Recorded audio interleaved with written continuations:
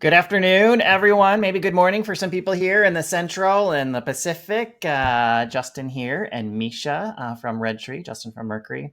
Our third fabulous partner is not feeling well, so Catherine cannot join us today.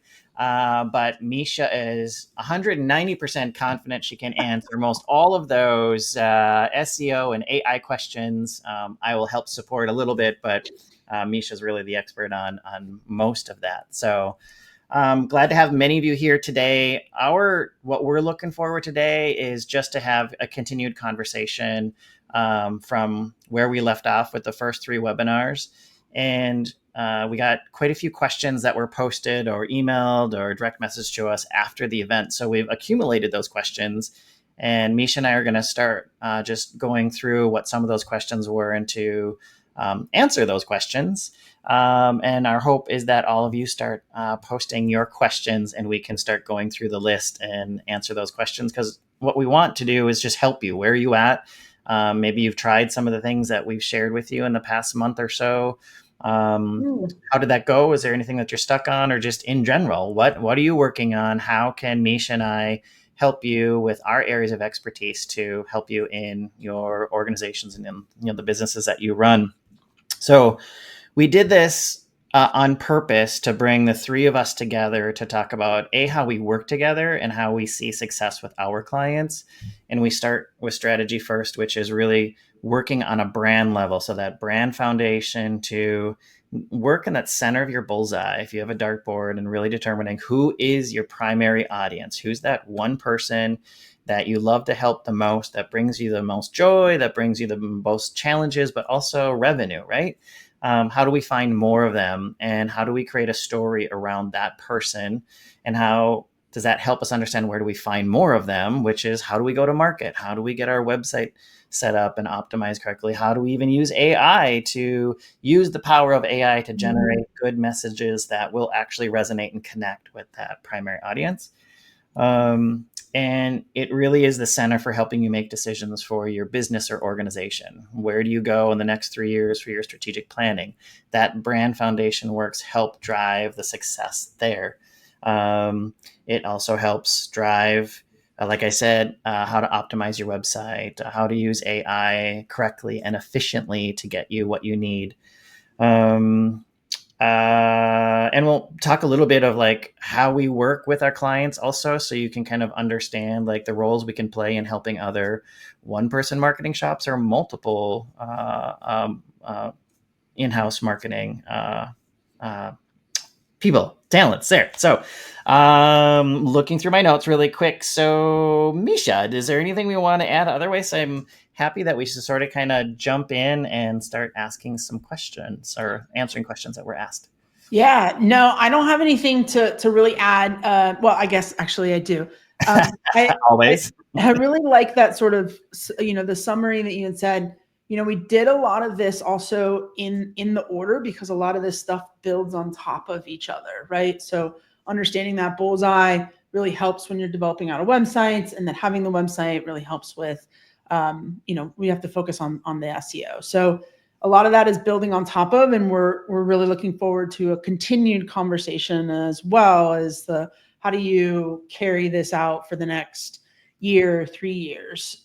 So I know that's one of the things that I'm excited to talk about, to continue that conversation. So if anyone has any questions, and there is no such thing as a silly question, so please, ask it. If you have it, you have two industry experts right here, and we're offering some free advice. So jump in the chat. We're really looking forward to answering some questions. Yeah, and I would say the more information you can give us in chat, the better. In some of the previous webinars, we needed to do some follow-up questions to help get to how we can help you. So feel free to give us plenty of information. So with that, let's just start out with one of the first questions that we got posted.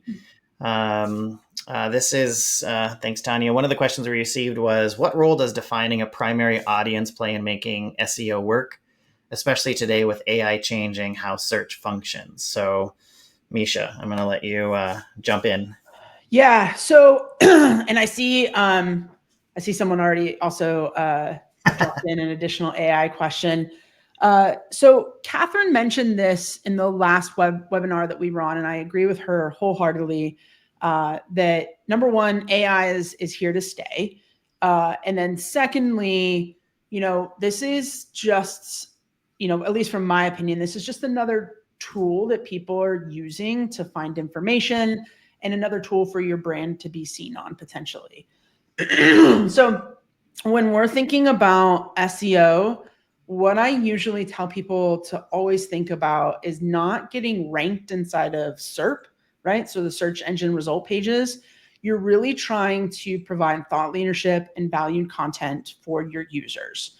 And it doesn't really matter if that's now thinking of, all right, SERP is going to present this information, or if AI is going to present this information. Really thinking about that bullseye person that you're talking to. What information do they need to know? What additional context does that need to be laid? What kind of things can I offer as a different opinion, a different perspective, or even just helping them potentially get unstuck in something? That is something that's going to rank really well, because Google, Bing, right? They want people to use their search engine for finding information. And if you are providing good information for their users, they're going to present that a lot higher. That's something that is going to be received better. And it's, from Google and Bing and stuff, it's going to be seen as a higher authority. And that same tactic is being covered over in AI. AI wants to present information for people that is concise and streamlined and specific, but they measure that based off of, are users reading it? Are they sharing it? Are they talking about it? So, it's all well and good that we're thinking about SEO, which I think is great. But if you focus more on the user and less on being ranked for something, it will be a success, in my opinion.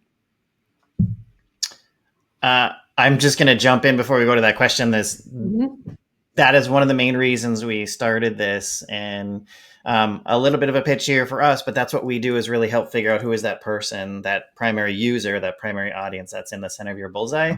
The search engines are being very specific on, they are asking that your website is very clear on who is the one person you help, so they can identify who is that user and how do I dish that user up the right information, because they want to get it right. So if you're not clear clear on your website of who that is and what you do, you will get passed by. So there's one thing I think we can really leave you with, is really spend time with your team figuring out who is that user, who is that person that we help the most, and write a story, Frankenstein a story around that person. Tanya, and you can sometimes it's difficult. So I know Tanya is putting out some more articles, but to what Justin had said, sometimes it's really hard for you as the head of marketing, you as the business owner, to be able to answer some of those, because you might be too in the weeds. You might think that there's a pain point that you're solving that really isn't. So bringing in an outside person to ask some of those questions is going to be really vital to try to understand your audience.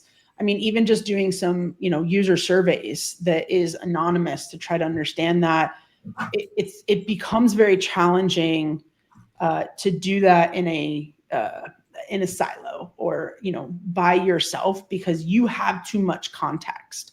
For example, and this is a horrible sort of correlation, but like, I use a term a lot of times called UX, or go to market. And a lot of people are like, well, I don't know, what does that mean, right? So they might have a different term for it, and they might not even know what some of that stuff is. But I wouldn't know that as an industry expert, really trying to understand users more. I need to get that feedback directly from them, or have an outside entity ask a lot of those questions. Mm-hmm. Mm-hmm. So the next question was, how do you respond when clients say our audience is everyone? That's pretty much directed to me, but Meesha will get this a lot too, is our clients don't want to settle on one. And we get that. And there has to be, though, one unique Frankenstein individual that's in the center of all of the things that you do, all of your marketing, because otherwise we won't be able to identify the right messages to connect with them, so they can self-align and make sure that that's the company I want to work with, or that's the product that I want to buy. So it takes us a little while to work through that, but doing an exercise, and there is a worksheet that we provided, and Tanya, go ahead and provide that link to help identify who is your primary audience and who is at that person in the center of your bullseye. We take them through that work and with their leadership team or their marketing team to help them identify who is that person that they love the most and that they want more of.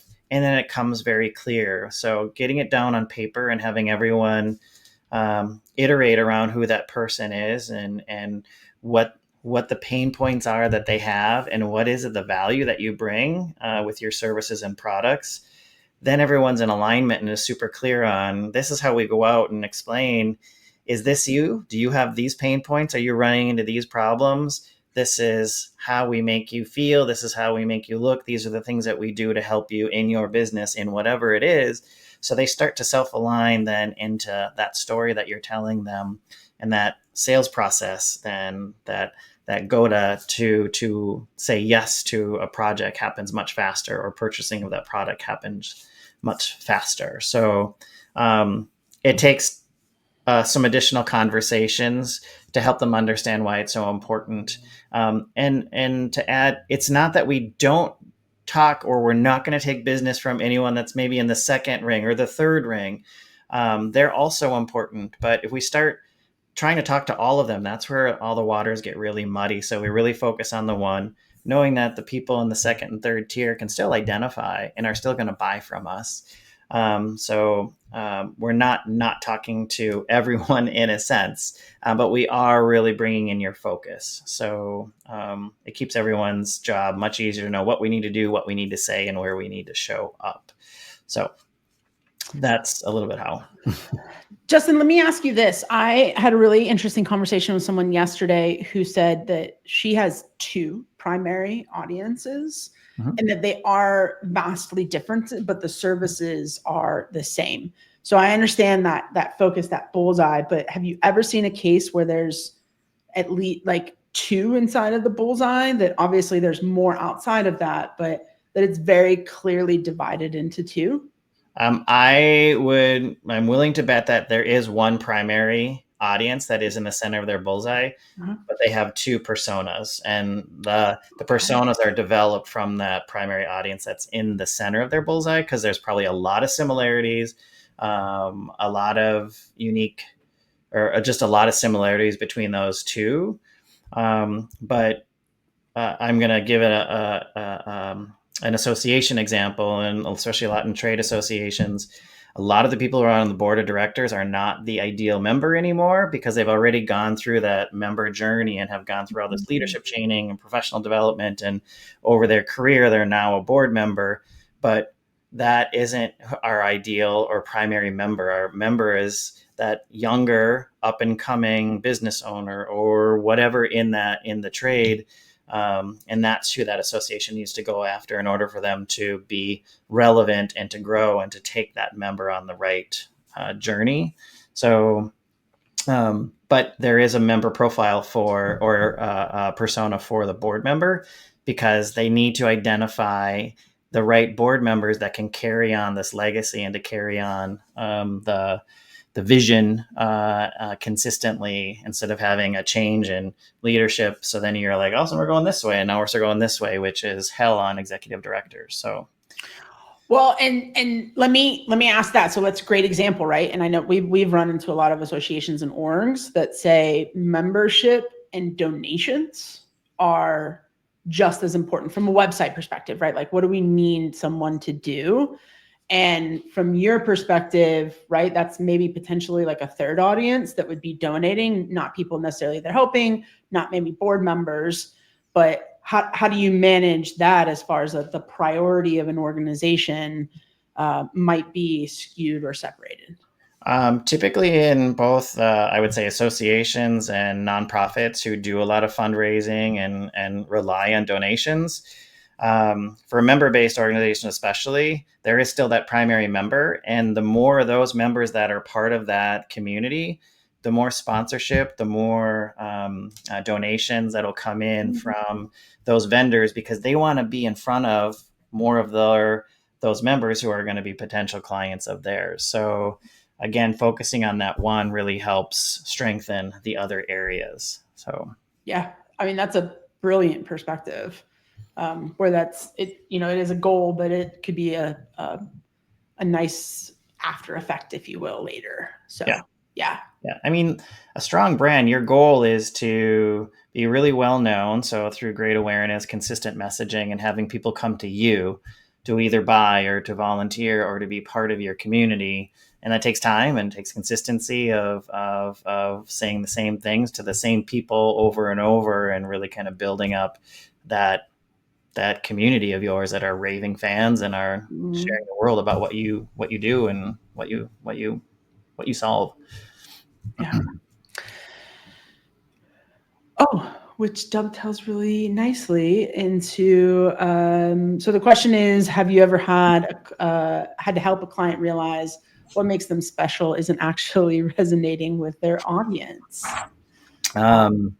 Yes. And sometimes that is the clients typically know it. Things like that, they'll be like, oh, it's customer service. People buy from us because of our customer service. It's not your customer service. It's not your pricing. It's not, well, I would say your retail experience could be part of it, but it's getting into what is that emotional connection that drives that user to buy, but also to stay a raving fan. So again, bringing in a third party, someone who's got an objective outside perspective to help identify what is that one thing that you do that provides this unique value that they can't get anywhere else. That's when you get to that. That's the goal. That is the excitement, and then everybody can get on board with how do we go out to the world and share what that is. So it's conversations, sometimes tough conversations, to let them know, like, nope, you don't have the cutest baby or whatever that saying is. Like, it's something else, and here's what it is. So.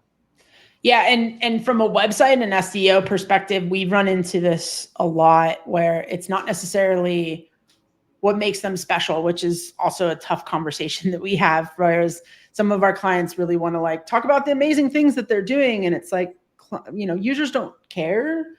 They want to know how it is that you can help them with a problem, how you can solve those solutions.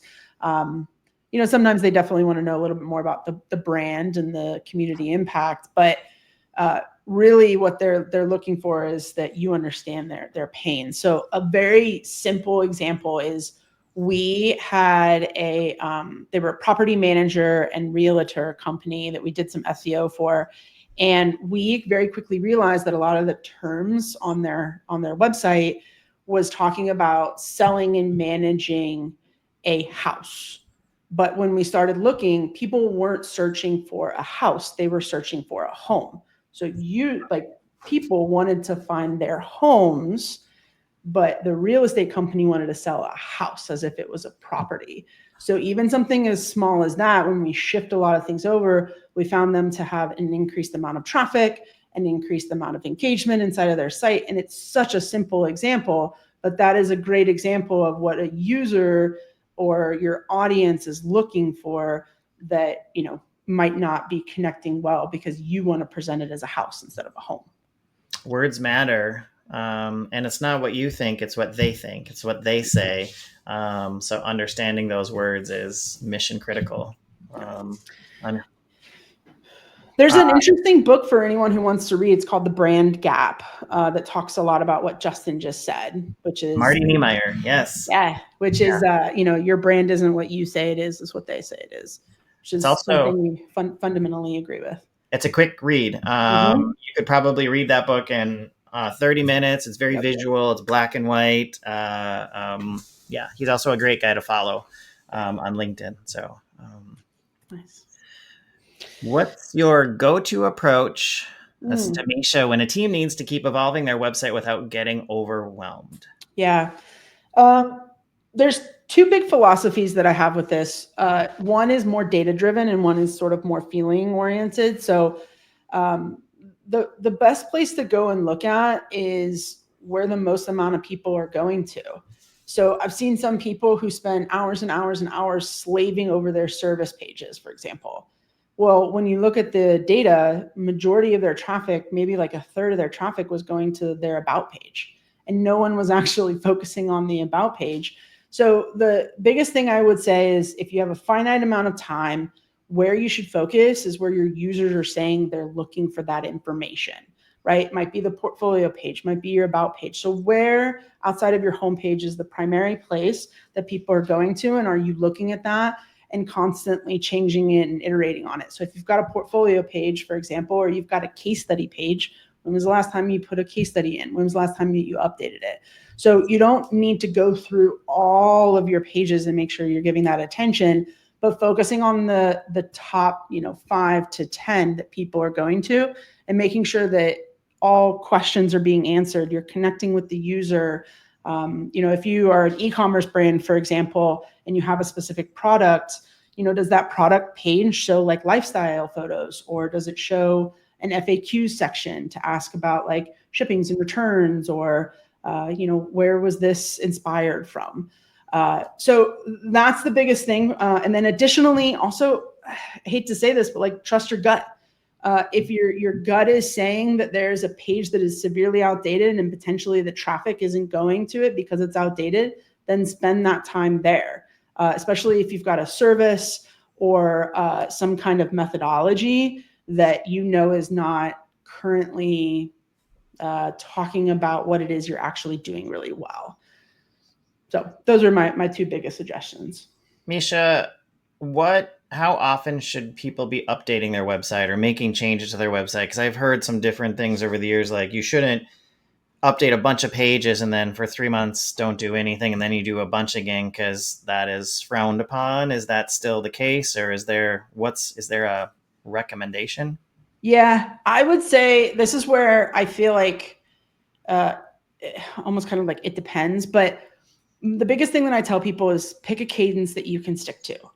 So even, from a marketing standpoint, people might be like, you have to post every hour on the hour in order to get your engagement, right? Well, I push back on to that and say, like, what is something that you can commit to? So can you commit to once a quarter? Can you commit to, once every 6 months, right? Stick to that cadence and try to adhere to it. And that is going to yield you better results than like a preset structure. Mm-hmm. Ideally, if you were to do something once a quarter, that would be better. Obviously, the more that you go in, you fine tune, you post blogs, you post case studies, there's more amount of content for people to share, for people to digest.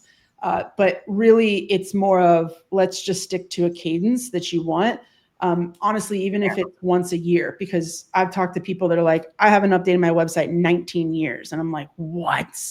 So pick a cadence that you can adhere to. Got it. There was a question earlier.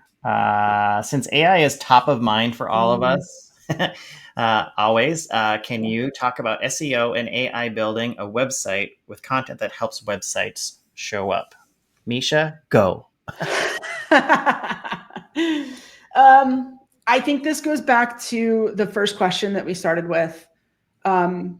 Since AI is top of mind and it is everywhere, the biggest thing I keep going back to is AI is not going to really help you connect to your user unless you know who your user is or your primary audience, right?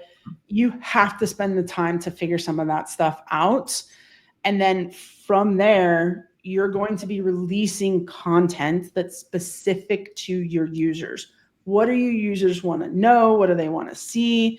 And then additionally, one of the things that we're trying with a lot of our clients is, what unique opinion do you have, right? So AI doesn't have unique opinions. AI can't generate videos yet. They're getting pretty close.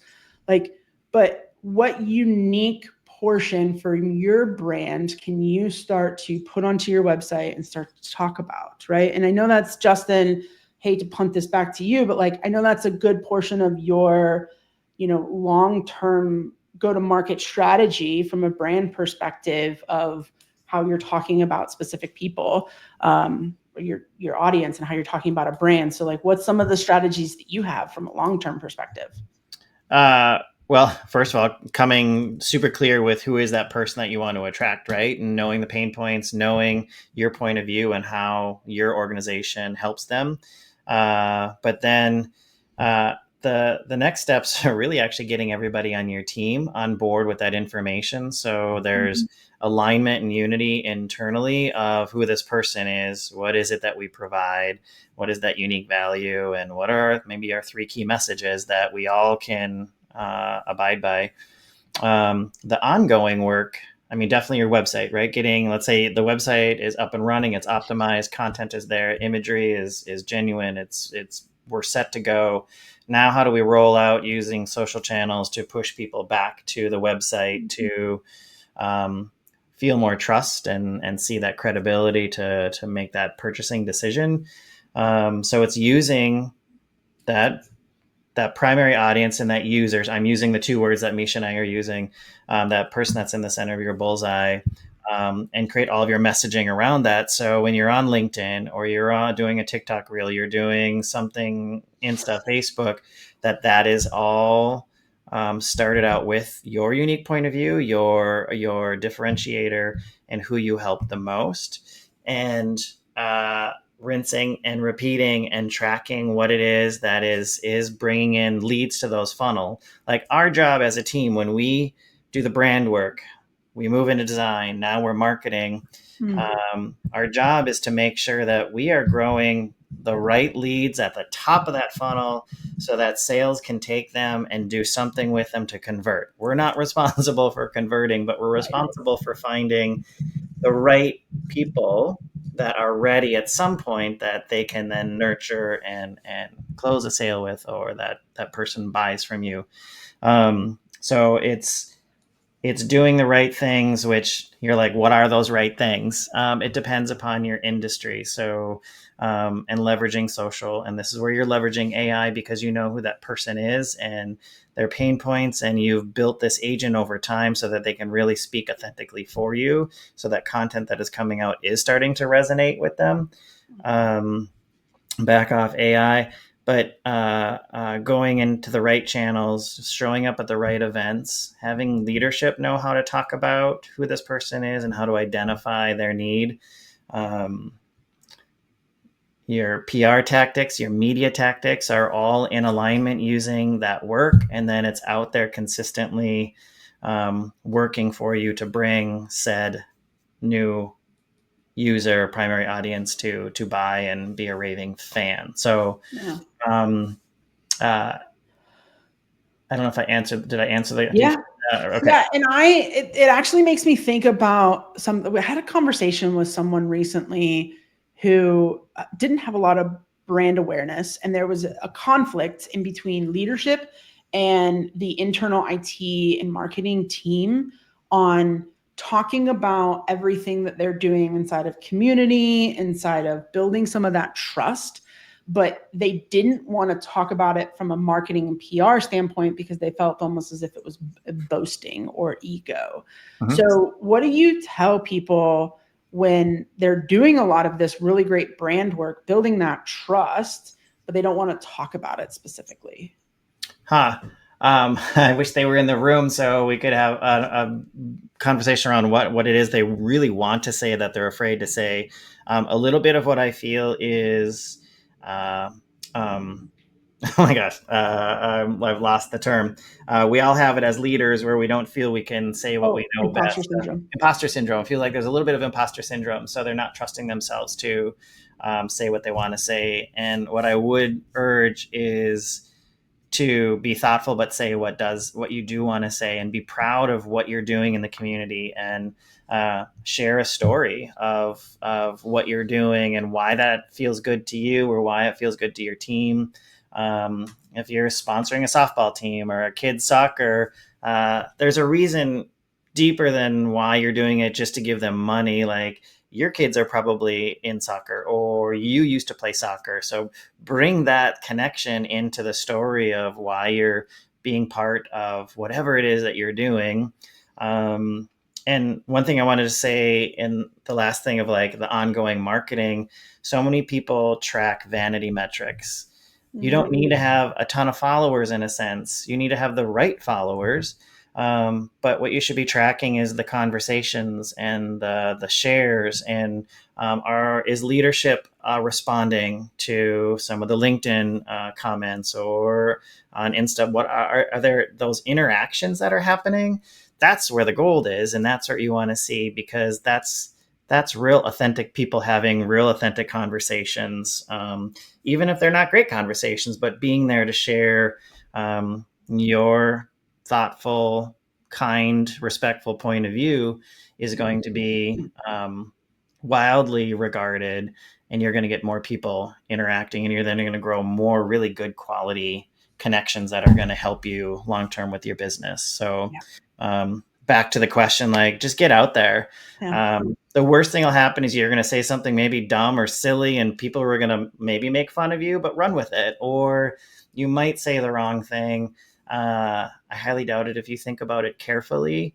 But I'm sure you have people in your network, or call us to help you on, like, oh, how do we change that communication a little bit to get people back on our side or whatever it is. But I don't think that will happen.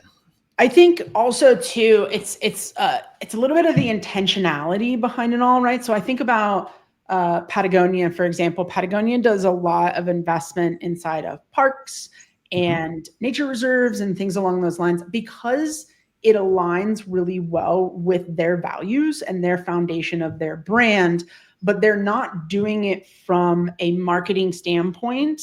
They are kind of doing it a little bit of, yes, it aligns with my brand, but it also aligns with the values of our users. So that's another thing to look at, is these days, even if you're in like 7-figure deals, people want to understand who it is that they're potentially working with, and seeing some of that value alignment is going to be very crucial when they're looking at you from a cold perspective as well. Yeah, and Patagonia has a strong point of view, politically, all the things, and they stay consistent with that point of view, and they put their money and dollars towards that. Their staff spend time volunteering, doing things very specific to that. But that's because those core values inside Patagonia probably haven't changed. And they're the same 4 or 5 core values. And those people that come to work for that and lead that company are strong believers in those values. And that's a strong brand. That's a very strong organization that will be very successful through good times and bad times. Yeah. And that's one thing I will say for anyone here. Sometimes it's good to look at some of the brands that you are dedicated to, and think about their audience, how they've stayed true to, like, why do I buy a Subaru, right? And it's not just because I'm a lesbian, but like, why do I buy a Subaru, right? So why am I so connected to that brand? And then thinking about how you can take some of those fundamental beliefs and also like put them into practice in your own brand. So you want to hit any of the SEO centric questions that we were asked?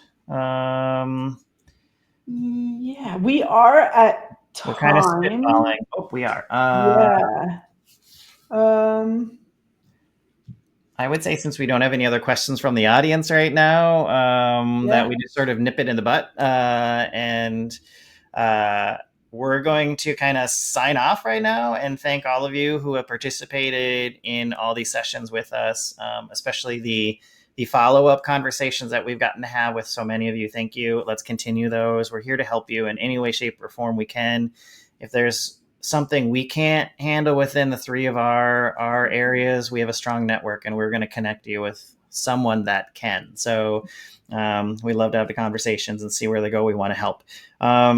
We'll be sharing this last webinar series out with like all 4 of them. So if you're really excited, you can run through them all again and run them through AI and tell us what were the top 3 things that came out of it. Who knows? But other than that, I want to thank you for participating. There are links in chat right now for.